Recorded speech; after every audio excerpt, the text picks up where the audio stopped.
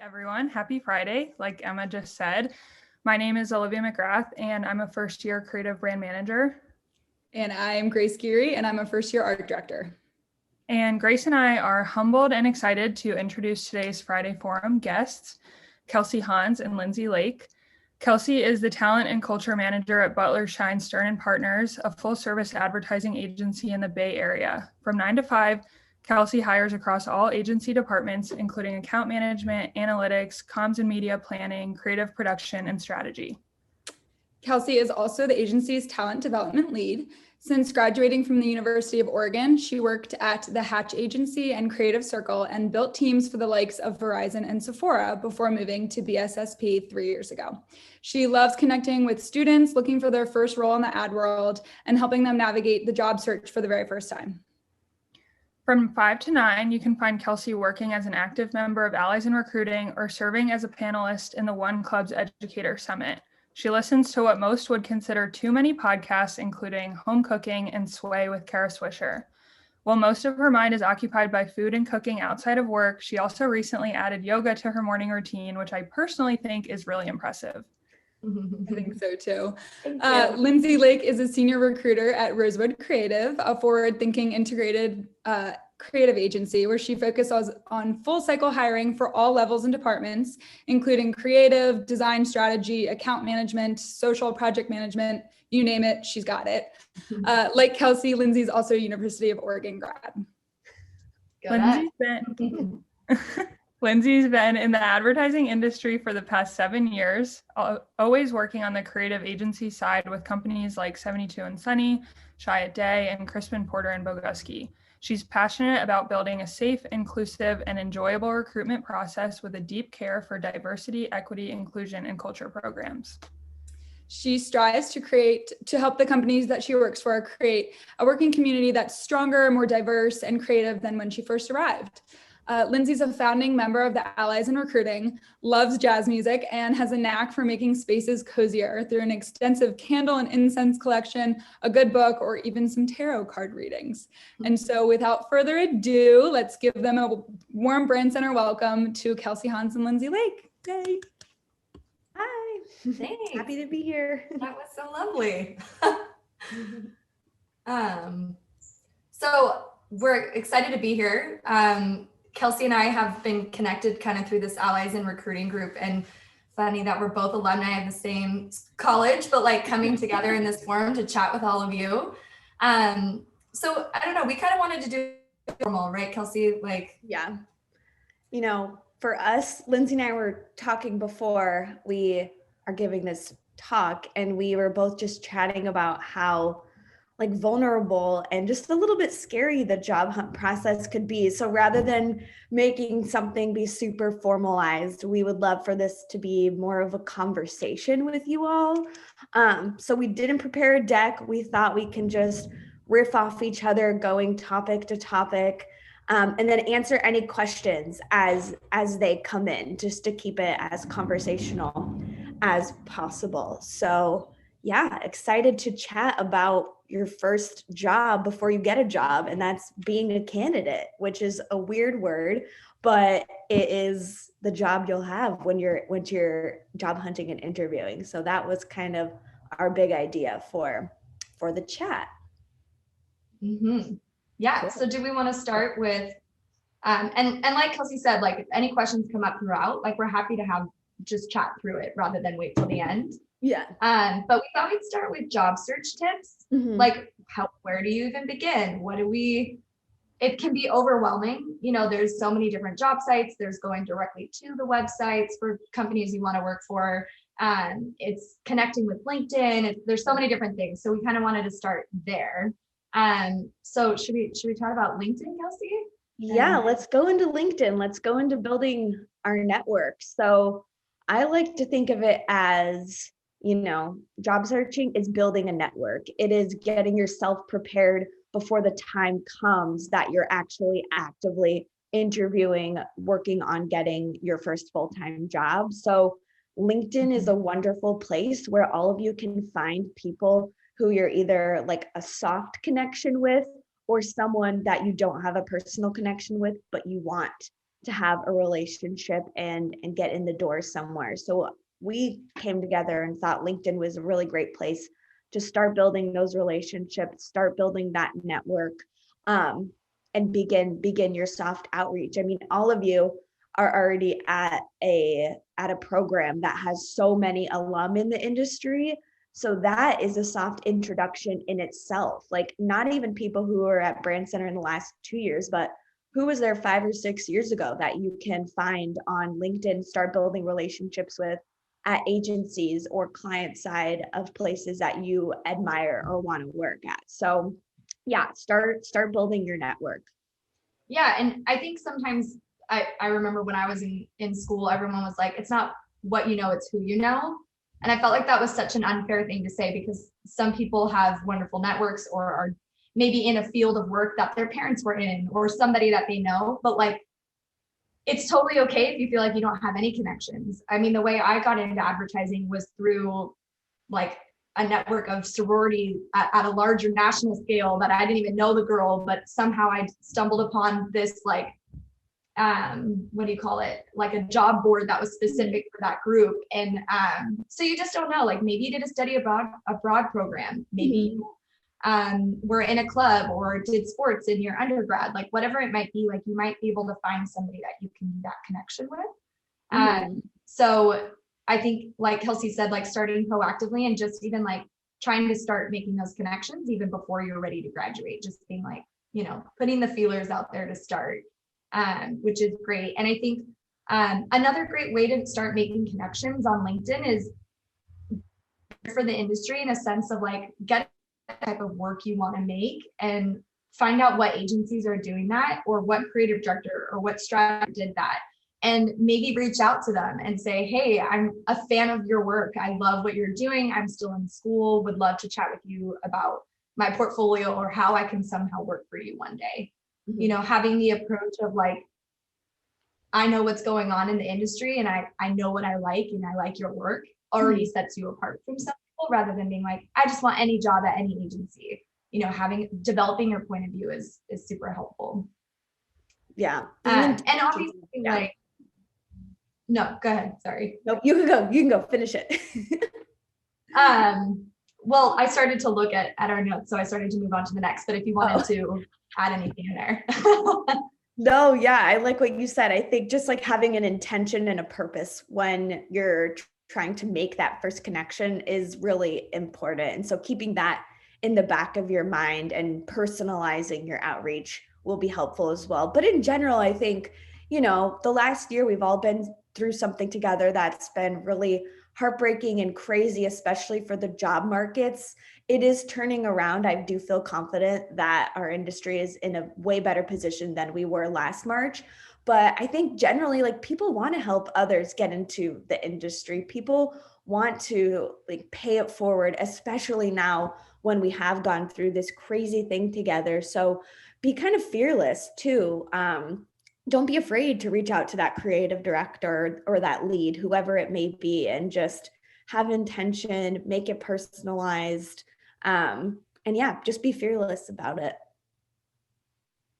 Yeah, I love that. Being fearless about it, because you have nothing to lose. Yeah. You know, like what's the worst case scenario? Classic, no response. But like for if you reach out to 10 people, maybe you'll get 1 or 2 who will. Because like to Kelsey's point, I think more people are willing to mentor or pick up the phone than maybe they were before, because they just know that opportunities aren't as, you know, as available as they used to be, which is kind of one of the weird perks of now being in this, is that people are willing to like lean in a bit more, for sure. And I think like one of the advantages too of like, at least something that now I work at Rosewood and we're a very social focused agency. So another way to engage is like via social, like follow the agencies that you like and that you're a fan of, see what they have going on. Like the generations that are the talent that's emerging out of school like yourselves is like way more tapped into social than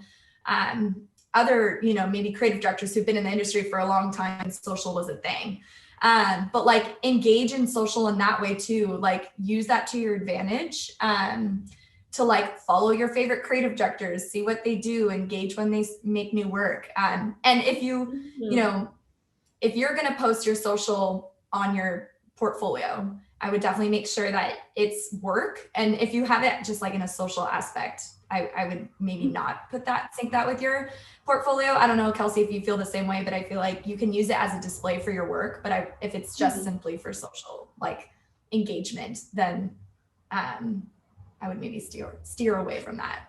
Yeah, I mean, it's a little extra work to create a separate account, but like it's not a bad thing to do. I have a lot of friends who have done that, to do the exact same thing of showing their work, engaging with people in the industry, and more of like, you know, positioning as a thought leader rather than, you know, this is me at home cooking my food, which is also fun too. But yeah, I think utilizing those channels, I mean, I feel like Twitter is a wonderful place to follow people who are talking about the industry. I feel like there are across the board, I always see a lot of conversations from strategists and from writers. And, you know, I think that's a great way to meet new people as well. One of my girlfriends at work, she was just networking on Twitter and got connected with a gal who's like a senior strategist at Apple. And she was like, hey, I'm like a mid-level strategist, but what is it that you do at Apple? And now she has a, you know, a possible mentor there or a possible in at that company whenever she decides to start her job search. So definitely utilize those types of channels as well. Reach out, engage, interact, follow, like, you know, all of the things that you do on social. But I think that's absolutely a great place to start your search. But yeah, like Lindsay said, just make sure if you're interacting that it's in a positive light and positions you in a positive way as well. Yeah, which was going to be one of our next point, is about like having an optimistic outlook on your search. Like it's going to be frustrating coming out of school. Luckily, I mean, most of you are still in school, so you're not quite coming out, but for students who graduated last year and just being in this pandemic, and again, with not a lot of opportunities, or internships being super competitive because there's so many people, but like be open-minded to your job search. Like I remember, you know, of the years I've gone to VCU and other portfolio reviews, when you talk to students, some people have their eyes set on New York, which makes sense. Like New York is like the hub. And some people have been flexible or open-minded. It's like the more you allow yourself to be open to, whether it's Chicago, the smaller markets like in Austin or Portland or San Francisco, LA, the more opportunities that might present themselves to you. And, you know, even, you know, if you're creative, it's obviously a bit harder to like just take maybe like a project management role when you know you want to be a creative. So like definitely stay your course. But like if you're someone who's still not sure what full path you want, like those coordinator positions, like assistant and office manager, that are like foot in the door opportunities, like I wouldn't be where I am if I didn't take a step back and I started out as an assistant to some creative directors. And then I was working for some of the most important people in the agency. So when I was ready to make a transition to a new role, they were front lines, like caring about me, rooting for me. So you're developing a relationship that maybe as a junior, you might not have right away. So I don't know, it's just like widen your search, widen your capabilities. Like when I started out my career, I was in Boulder and moved to Miami. And if when I graduated college, someone told me I ever would move to Miami, I'd be like, you're crazy. There's no way. I'm from the West Coast. But I was like, you know, I'm up for it. I have no idea where my career is going to go. And I now you know, have gone to some great agencies, and I'm really grateful that I put myself in a position to live in a city I never thought I would live in. So I don't know if you want to add anything there, Kelsey, but. Yeah, no, I think that's wonderful. It just goes along with like not pigeonholing yourself into one specific, like very niche thing, because if you open yourself to different types of ideas or agencies or brands, you can go so many different places. And, you know, who knows what the world's going to look like in the next year. I feel like there will be more remote opportunities that allow people to live in certain cities and work out of a different market. So we'll see what 2021 and 2022 brings. But yeah, widen your search when you're looking, and be open to new, interesting things that maybe you didn't initially think about prior. And then kind of piggybacking off of this too, when you are in this industry and this space and going through this thing with a bunch of different classmates who are from the same school you're living with and breathing every single day together, I think a big, more like emotional thing to just remember is like everyone is on their own path in their own journey. Like, yes, folks will start getting internships before others. That's just, the nature of the beast. A lot of it is left to luck. So just know that you are on your own path and your own journey, and try not to compare yourself or get inundated when you're on LinkedIn and seeing everyone get and post their internships. Like, something is out there for everyone, and just being comfortable in your own shoes and in your own path, I think is just something important to remember. It's a little bit softer, but I think it's just one of those things that, especially in our industry, being at a program with so many others, it's easy to kind of fall into that headspace. So be confident, be strong, go after what you want and put in the work, and it'll be rewarding. So that's all I'll have to say there. Lindsay, did you want to add anything? Yeah, no, amen to that. That's it. I remember being in school and you're just hearing these people landing at the wide ends and you're just like, oh no, like what am I going to grab or get? And I think so often when you come from such a reputable program like VCU and everyone is getting these internships, but everyone's like, okay, if I don't get Widen or whatever is everyone's dream agency, that you aren't going to be successful. But no matter, so often people ask, like, should I look for small agency, large agency, digital, traditional, all these different things. But like in the beginning of your career, you might think what type of agency you want to work for, but any experience is good experience. And you're slowly going to figure out over the years what you do want. Like, the agency that I'm at now, I don't think I would have wanted earlier on, but now over my career, I've decided, okay, now I want to be at a small independent shop rather than the big, holding company agencies. Mm-hmm. But like, I wouldn't trade those experiences, for anything else. So just again, in the idea of like being open-minded, it's like, be excited to take on any opportunity because you're going to learn something from it, whether it's the worst job you've ever had. And like in any of the roles at any level, you're going to be doing banner ads. You're going to be doing a project that you don't like. There's things that come with tenure, but like throughout your career, there's going to be projects that you don't like. Just be excitable about anything that comes your way. Like even the briefs that aren't exciting, you can turn and make them into something special. Even if it's just like, maybe you convinced the client to go a little bit wittier on a social post, like see everything. And if it doesn't sound exciting, a project, turn it upside down and see how you can make something out of it. Yeah. So just like kind of to Kelsey's point, like get after it, be excited, even if it won't be like your attitude about like raising your hand and being like, I'll take that boring project or whatever brief it might be, like that will show creative directors and people that you're willing to do anything. And then that's going to give you bigger opportunities down the road. Mm-hmm. So just like, the world is your oyster. Yeah. Also too, like wherever you end up your first internship or your first job, like even if in that journey you figured out that that's not the type of agency for you or that's not the type of work for you, nonetheless, you've likely met a big chunk of people who are now in your network that you can stay in touch with moving forward throughout your career. So maybe that someone you meet at the agency, that senior writer, in a couple years when they're a creative director, you could knock at their door if you like working with them.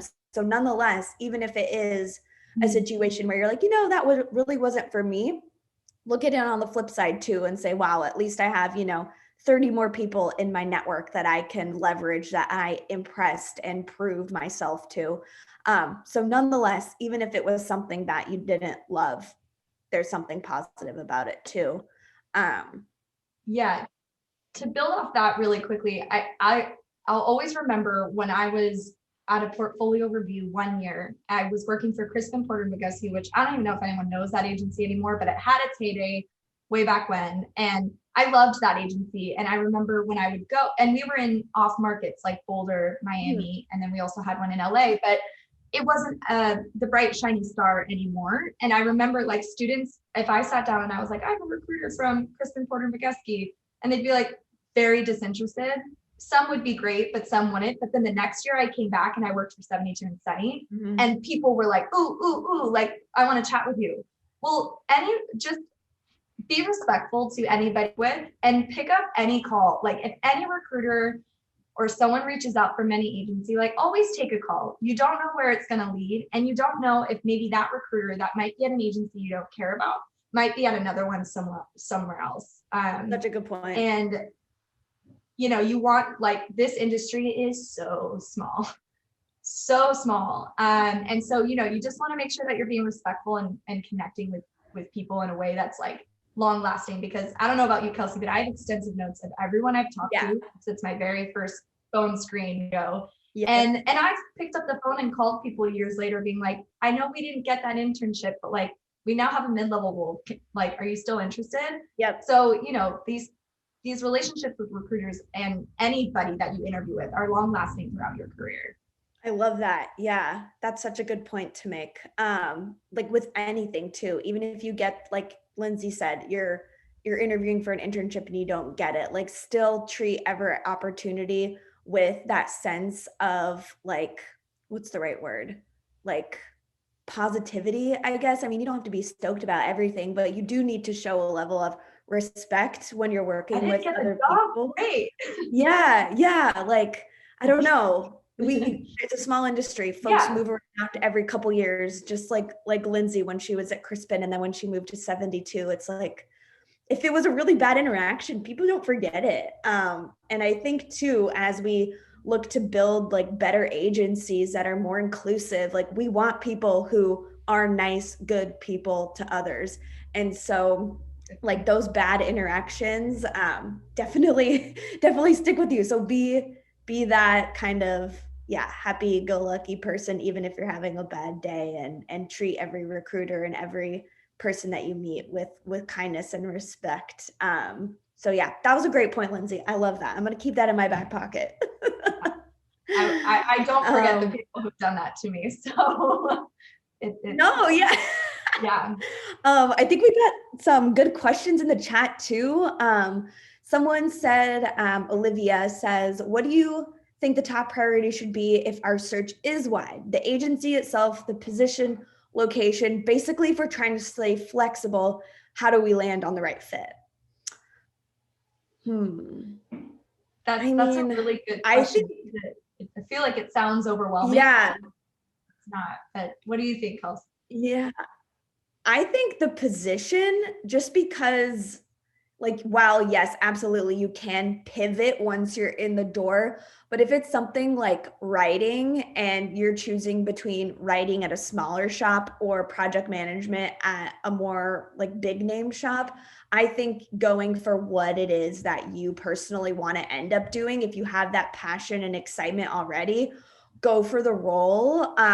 And I think like Lindsay said, she never knew she was going to end up in Miami, but it was a great opportunity. And so, you know, it got her one step closer to what it is that she's doing now. And so I think position would probably be my first priority.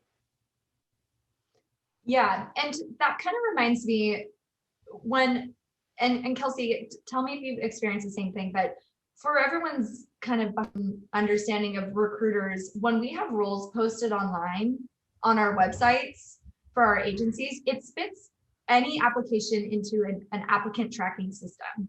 So we see, you know, they all those applications do go somewhere, and we see those. But oftentimes in these ATS systems, we can see, like, say John Doe applied to junior strategist. We will also be able to see if he applied to community manager, junior project manager, junior new biz coordinator. Like, we can see every single one that even if I just pulled up the one for that one role, we'll see. So sometimes when I pull up a profile and I'll see a junior or anyone at any level has applied to every single role on the website, I'm like, okay, I understand that you want an opportunity, but this is actually a way. Now I have to like decline you in all these, you know, because obviously you're not going to get every single role. So like, don't get me wrong, we want you to be open-minded, but like, if you do know, to Kelsey's point, that you want to be a strategist, you don't have to then go be a junior of something else, but just, again, just being somewhat flexible. If it's maybe a hybrid account strategy role, okay, maybe that's flexible. But just be mindful that like, it's good to know what you want to do. That does set you apart from the people who are just like, I just want to be an advocate. I'll take any opportunity. Yeah, completely agree. Happens all the time. Know what you're looking for sure. And then there was one more. I don't know if you have to jump, but someone says, for creative positions, does going brand side for your first job hurt your chances of going into an agency as a mid or senior later on? Interesting. I don't think so. Yeah, I don't think so either. Yeah. I mean, starting in an agency is positive because you're exposed to so much and so many different types of opportunities and clients, and you could figure out what's kind of your forte. But on the flip side too, like if you could get exposure to client side, then you know what the challenges are working client side. And then when you go into an agency, you have that interesting point of view that you can share with the department across the board, and have that type of perspective that maybe others don't already have because they haven't had that client side experience. So I don't think it does. No. It's interesting. Question would have never come up like even 6 years ago. I feel like it's people, juniors are now, usually I feel like people went brand side at a very senior level when brands were starting to build these in-house teams. And now there's a lot that it's awesome that there's variety now in what opportunities people like yourselves will be able to take. I think if there's one thing that there's pros and cons to going brand side and agency side, and they're both positive and good pros and cons for both. I will say on the agency side, you get a bit more variety working on a variety of brands. We also work a lot faster.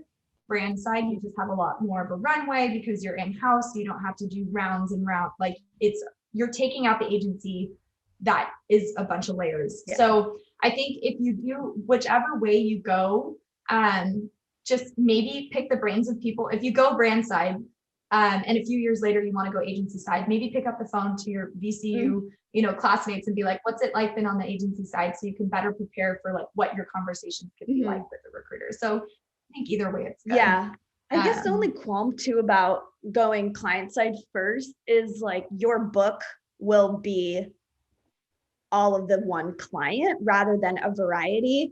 And especially too, if like you're a writer, you want to show like different types of tone and capabilities. And so if you go client side first, then the work is going to be all, Facebook, all Spotify, whatever it is, rather than if you go into an agency, then you could be writing for CPG and automotive and entertainment and travel and like all of these different industries. So then you have that variety. So that's, I guess, another plus to it too. But I've had so many people like we've hired friends in the industry who started client side and then went agency side. So it is doable. It is, like Lindsay said, about preparing yourself in the best way possible. So again, just like talk to as many people as you can to prepare yourself on either side of the table. Yeah, exactly. I hate that I have to run. I wish I could continue, but thanks everybody. And please follow up on LinkedIn if anyone wants to, happy to continue the conversation. But Kelsey, good luck. Yeah. Bye, Thanks, everyone. Lynn. Good seeing you. Have a good weekend. Bye. Okay. So Kelsey, it looks like we got another question. Rolling wants to know, as you mentioned before, finding an internship can be very competitive. What are some good tips to stand out among a sea of applicants, just based on your experience in the industry? Yeah. I was kind of going to go into that next too, just in terms of like outreach, communication, approach. But I think if you can not just be someone who is in that sea of applicants, that will better help you stand apart from others. I think a big portion of that is once you apply, follow up with the recruiter, follow up with the person who leads talent at that agency. You could find that information just right on LinkedIn by searching recruiter or talent or even human resources, dependent on how big the agency is. But follow up with them, send them a note, be like, hey, I'm so-and-so graduating from Brandcenter this year, looking to start my first internship. Here's why I like your agency. Here is why I'm particularly, unique for this role. So always follow up and just go that extra mile and prove that you're also extremely interested.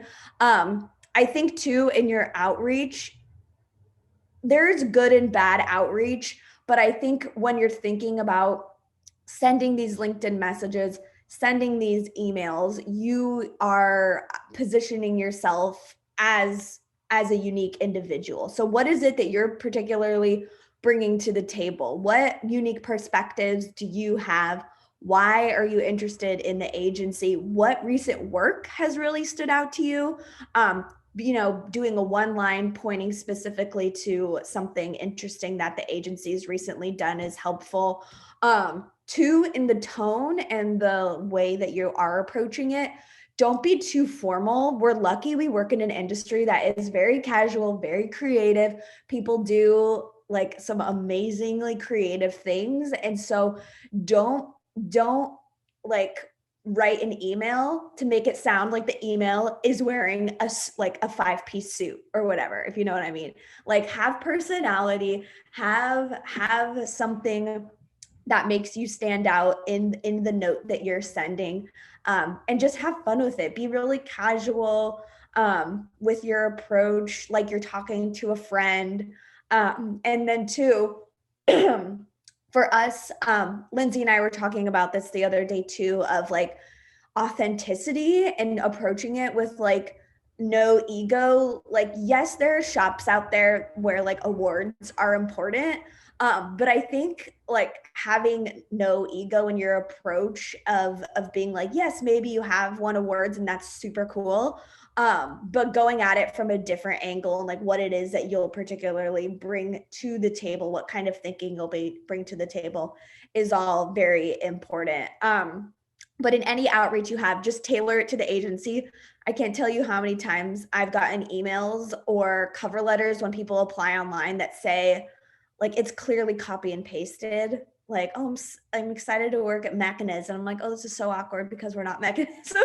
I'll probably, maybe still reach out, but it is one of those things where you're like, ooh, they didn't proofread, or like, yes, they're just like spamming a bunch of different places. So just be thoughtful and intentional. It will take a little bit of extra time, but just make sure you're proofreading things and make sure you're tailoring them to whoever you're reaching out to. I think those are some of the big points to highlight. But again, it all goes back to the work that you're putting in ahead of the application time. So by the time you do go apply to that internship, perhaps you've already chatted with a senior art director. Perhaps you've already met with the strategy director or whoever it is. So then by the time that job comes around or that internship comes around, you could also ping them too and say, hey, remember we connected a couple months ago, really loved our conversation, saw you guys are now hiring for a junior strategist. I would love to be considered. Like,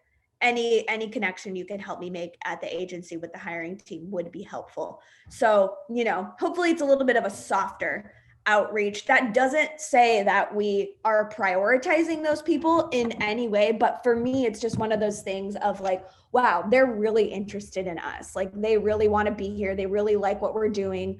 And so just going about it that way is what I'd say.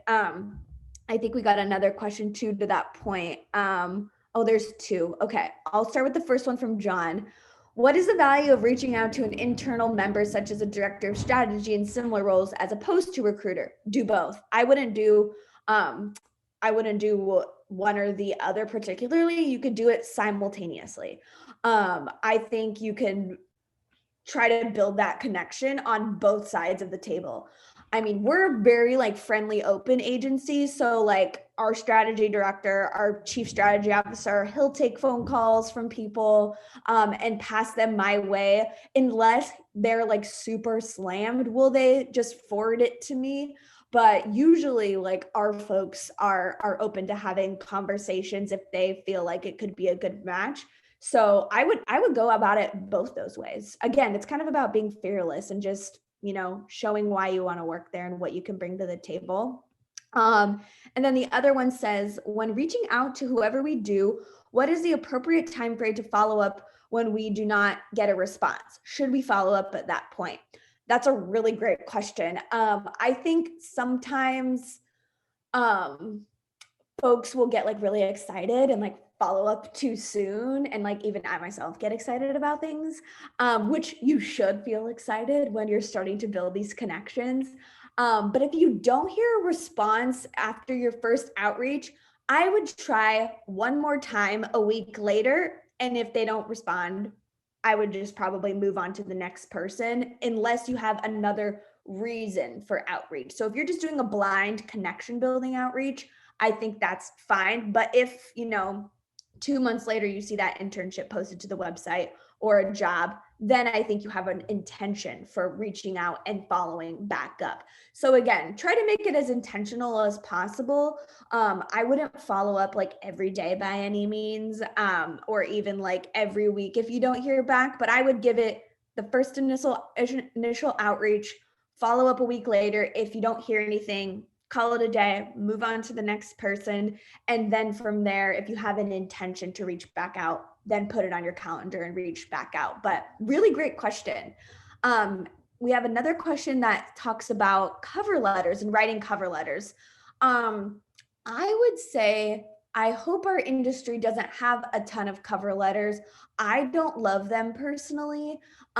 We are in a creative industry where most disciplines have portfolios. So that is where we're getting a taste of the person who is applying, right? So utilize your portfolio as a place to demonstrate, yes, your work, but B, who are you as a person? Like, what are you interested in? What are the unique perspectives that you have that you can demonstrate on your About Me page, on your personal project page?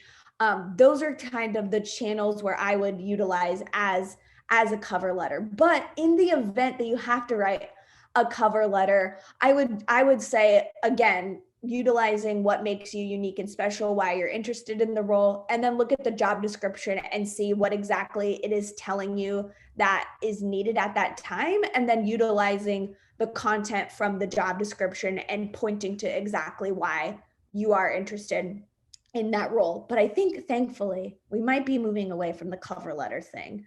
But sometimes you'll do it. Sometimes you'll still have to do that, especially if you do decide to go client side.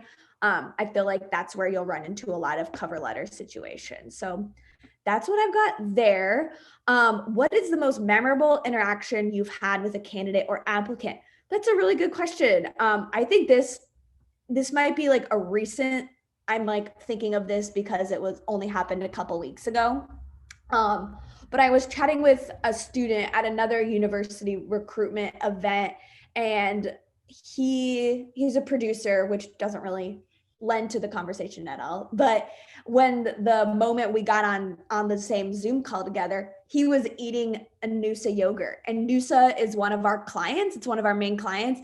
And so I was like, oh shoot, like that's really clever. Like he's initially showing that bridge and that connection to the agency, and going that like slight extra mile. And that I was like, oh, that's a good call. Like that was fun. That was, I haven't gotten that before. So that was something memorable that I personally liked. It's nothing like splashy, but as much as you can build that connection and show that interest in any way, especially if it's in a unique and clever way, do it, go for it. I don't know. I feel like recruiters are, I mean, I'm making a generalization, but I approach people as like everyone is a good person until they prove otherwise. So I would be fearless about it. Again, like do something unique, do something splashy. I think those are always the most interesting ones, that kind of just make folks a little bit more memorable in my noggin up here. But really nice question. Kelsey, I just want to say too, it sounds like a lot of this has to do with, making sure you're doing your research before. So he clearly found out that Noosa was one of the clients, and thought that was like a smart bridge, but it really sounds like that's just doing your research, knowing what you want to talk about, knowing and being intentional about it, like you were saying. Yeah, exactly. And I think too, kind of like Lindsay was talking earlier about being open, taking calls at agencies that you may have not really heard about before, or that are smaller shops compared to like the bigger Widens and the 72s of the world. Just when you're in those conversations, I think it's really important to also show your interest in those shops as well. Like prepare yourself for conversations, check out the work on the website, have a reason why you want to work at that company, is all like very important to have before those phone calls.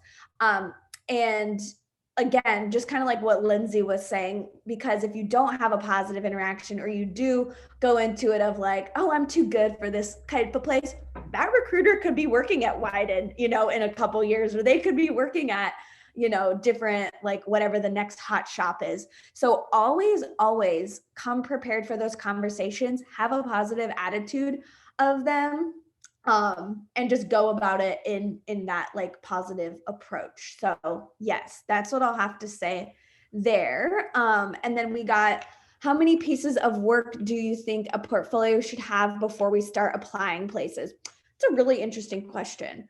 I would say think more about quality over quantity. Like if you have 2 to 3 like really great pieces in your book, like that's a great jumping off point. If you have more work, absolutely helpful. But when you're thinking about it, folks are probably only reviewing your book for just a couple minutes. So if you have your 2 strongest projects as your first 2 little tiles in your book, I think just having a couple is fine, and then having some additional information about what else you're interested in on other tabs in your book. So if you only have 2 to 3, I think that's fine if they're strong.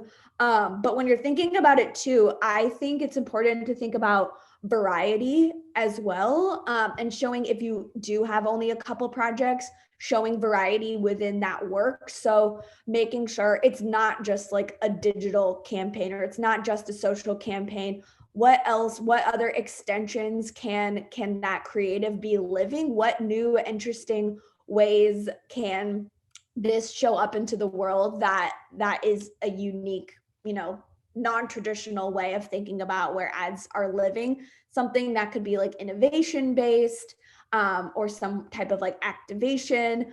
But I would show like as much variety as you can to demonstrate just kind of like how well-rounded you actually are. So I would try to do no less than 3 pieces. But again, I think too, it varies per role too, now that I'm thinking about it a little bit deeper. But yeah, that's what I have to say there. But get as much feedback as you can on your book too before you start applying.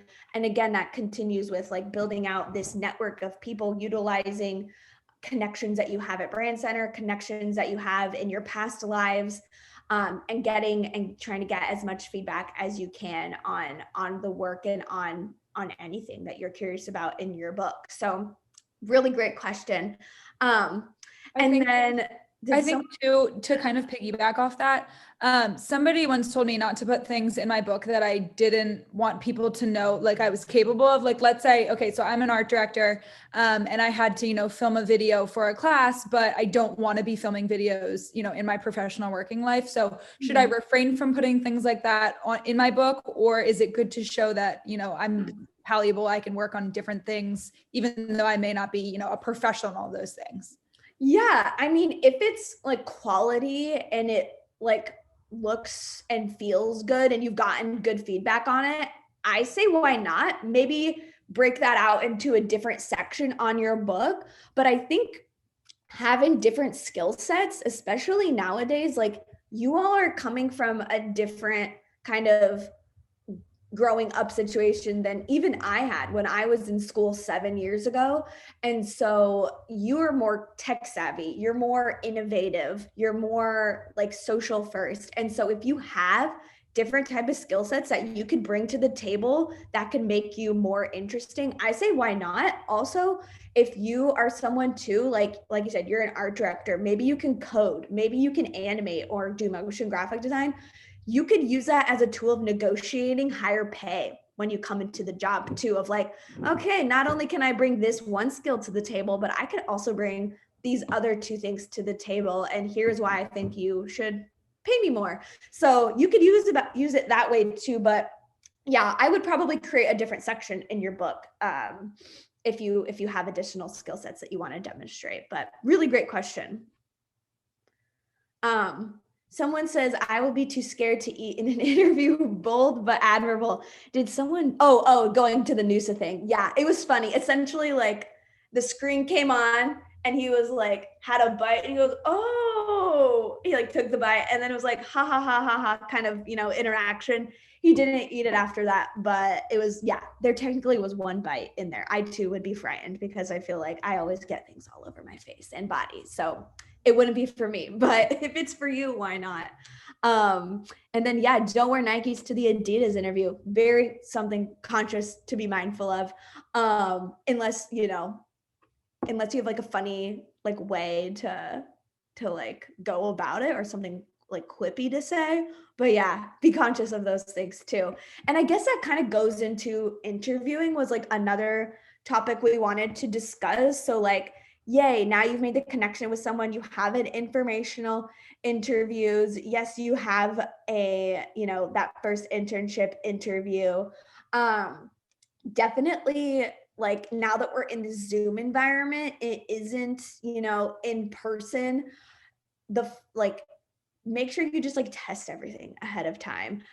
Make sure you have like a space set up where maybe your roommate won't walk in, or your partner or your family. Just have some type of like quiet space that has like even like a blank background. I wanted to have like a better background today, to be honest. Usually I'm in my kitchen, which is like a blank, like beige background.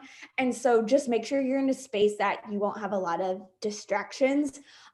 When Lindsay and I were discussing this, she said that someone she knew was interviewing, and one of the person's like roommates came in their underwear. And so I was like, you don't want to have folks in their nudie judies in the background. So just make sure you're conscious of the space that you're interviewing in. And if for some reason there's like a lot going on, or you're in a space that has like, a busy background, or, something that you're like, oh, this doesn't show up on a camera well, just blur your background. I think that's a great thing to do. Something you could also do if it's over Zoom, you could create like a custom background to that company. That could also be like a fun thing of like, oh, haha, you like put our building in your background, or you put our logo. Like, there's clever ways that you can show personality with also being mindful of your background. So that's all I'll have to say there. But I think we touched on like a lot of the things about just being prepared, being professional, showing your interest. I also tell folks too, you don't really practice interviewing ever. No one teaches you how to necessarily do that. So if it doesn't feel natural to you to talk about your experience, talk about your work, grab a friend, grab a friend who has like no skin in the game, who you can be like, hey, I just want to practice like answering these random interviewing questions with you so it feels more natural. Like, do you have 30 minutes? Grab a buddy. Like, everyone has pals they could lean on, or family members to hit up. So yeah, just reach out and practice so it feels more natural. So when you do go to the interview, you feel prepared, you feel more confident, and you're already the words are already in place, essentially. You just need to say them. So always prepare and practice if you feel like that doesn't come natural. Another thing too, we get a lot, especially with folks coming into the industry for the first time who are trying to assess like what the vibe is in the office or in the Zoom office. So folks will often ask, like, talk to me about the culture. I think when you say that, define what you personally are looking for in an answer? Are you looking to talk about culture as it relates to diversity, equity, inclusion? Like, what are the agencies doing right now to enhance diverse perspectives, retain employees? What exactly are your interests there? Or on the flip side, talent development. What does talent development look like at the agency? What types of opportunities are your junior team members getting? Are they just working on banner ads, or do they get exposure to other bigger broadcast spots as well? So understanding like the contributions and the value of juniors as well could be a great question within this focus as well. Or are you just concerned about the happy hours or the virtual happy hours? Like, that's fine too, but define what you mean. Because for me, when someone asks that, I dive into all of those different things, but I feel like you should just define what you mean by culture, if you're approaching it at that angle too. But also, if you ask that question and you don't expand on what you mean, just make sure you come with other questions too, because sometimes I'll chat with folks and they're like, oh, what's the culture like? That's the only question. I'm like, oh, like, is that all you care about? Like, there are other cool things I can tell you that you might want to know. And so just coming prepared with different questions. I think it's really important that folks coming into the industry ask about the management and the manager's style. Like, who will this person be reporting to? And how do they work with their junior team members? And then again, kind of coupling off the culture question, always ask about opportunities of juniors. The benefit of working at a small shop like ours is that our juniors, not only do they have to work on the banner ads sometimes, but one of our junior writers just sold in this like proactive idea to our NUSA client that got produced. And now he has this like really cool like social project in his book. And so always just understanding like how receptive people are to fostering an environment that positively includes juniors and gives them a voice at the table. I think it's really important to understand those things too, especially as everyone's working to create a more inclusive industry in general. So I would ask that question. I think that one's really important. And then there was another one that I wanted to touch on, but now I'm forgetting. Kelsey, we actually had a few more questions in the chat that I can read to you as you kind of think of that. Yeah. So Leanne asked, she said she was given advice to prepare for interviews by having some stories related to past experience written out before, but if someone does that, can you usually tell? That's a great question. I don't think so. I think we're all different types of learners.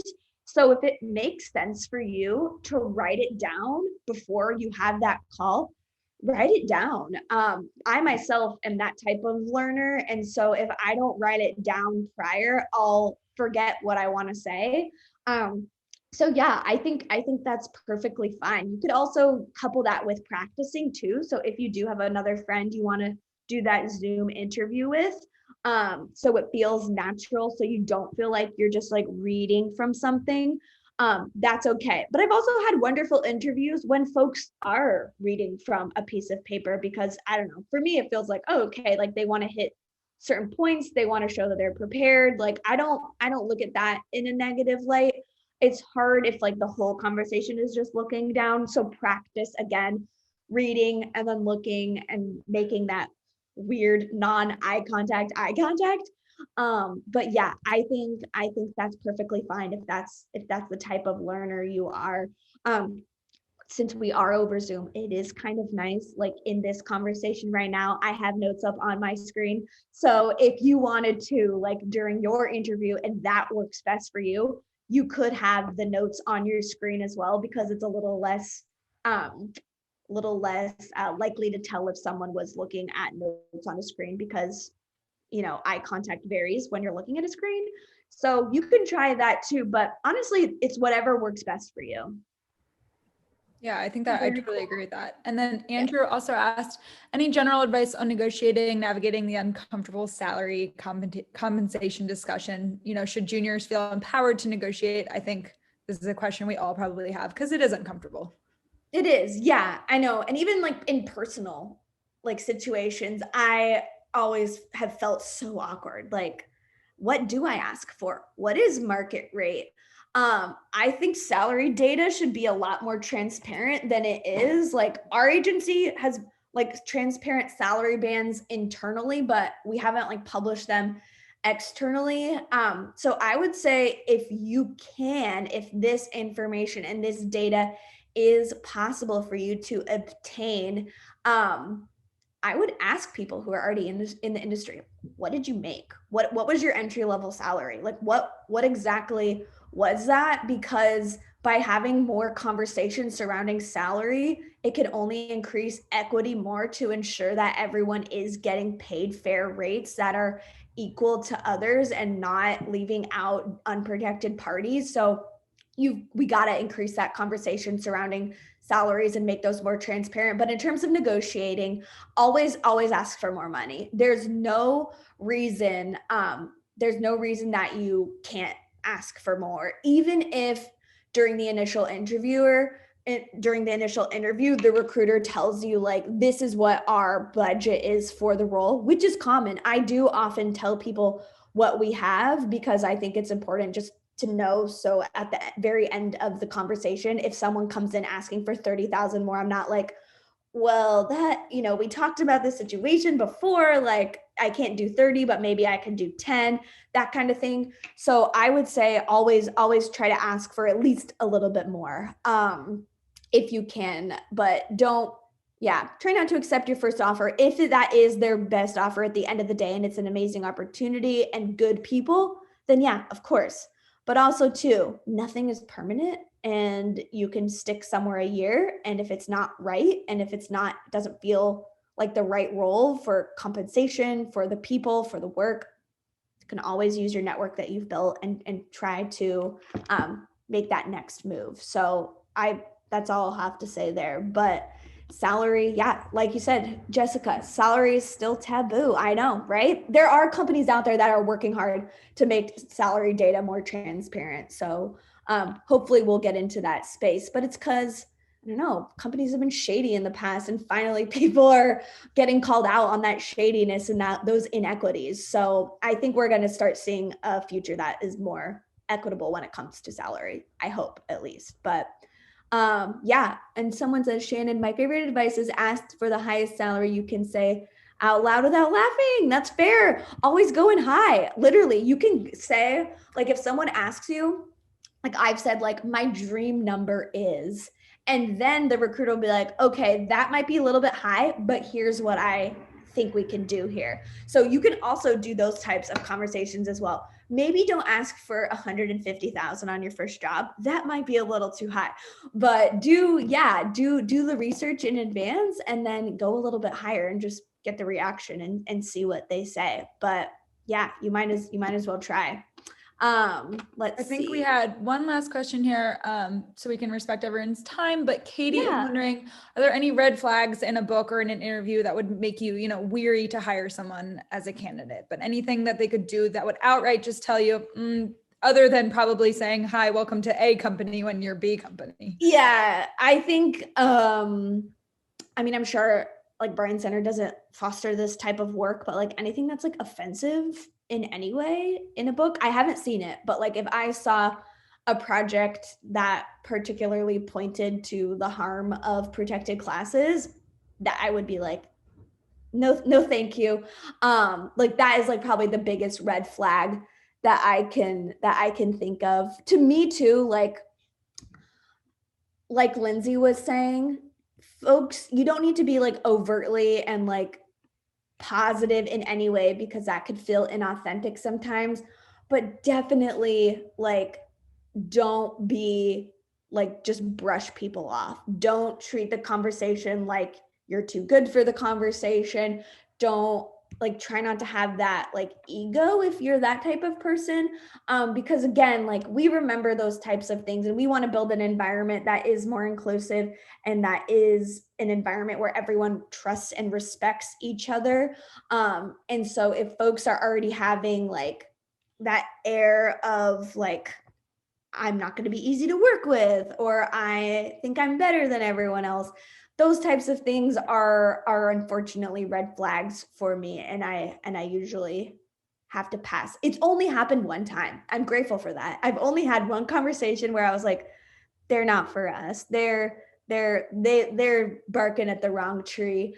But yeah, luckily I've only had one of those. But yeah, don't put anything that is offensive. And please, I hope if you're thinking those things, to seek other outside ideas to educate yourself on not putting offensive things in your life. But yeah, and then to be a good person at the end of the day. I think that's what it really comes down to. Yeah. Yeah, I think that's a super positive note to end on, just to remind us all to be good people. We're a little bit over time, so I will, from all of us, say thank you, Kelsey, and obviously thank you to Lindsay too. She had to leave early, but I think Emma will be putting the smaller group in the breakout room now, and everyone can enjoy their weekend. Yeah. Thank you guys. It was really fun. If you all want to connect on LinkedIn, hit me up. Happy to continue conversations, but really appreciate your time in creating this space for Lindsay and I. Talking to students is literally my favorite thing to do. And so if there's any knowledge that I can share to help better prepare you all, I'm here. My time is your time. So yeah, lovely meeting you all virtually, but have a good weekend. Thank you very much. Yeah.